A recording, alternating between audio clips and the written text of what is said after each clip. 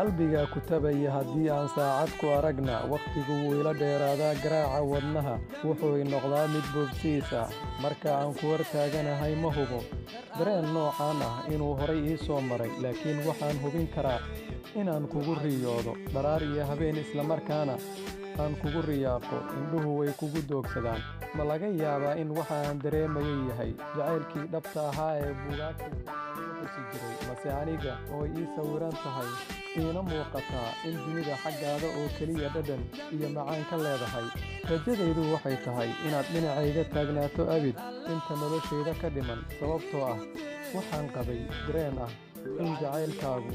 ku tiirsan yahay dareen kulul haddii aan adiga kula wadaago nolosha waxaan noqonayaa shakhsiga adduunka ugu nasiibka wanaagsan waad iga istaahishaa inaan kugu riyaaqo inaan ku xushmeeyo waxaan kaa helaa bogaadin inta ugu badan waxaana kaa helaa jacayl mubiiq jacaylku waa sida dagaal si fudud ku bilowda wuxuuna ku dhammaadaa si adag macquulna ma ahan in sahal lagu ilaawo waxaan rajaynayaa inaad si wanaagsan u fahantay inaan ku jeclaan doono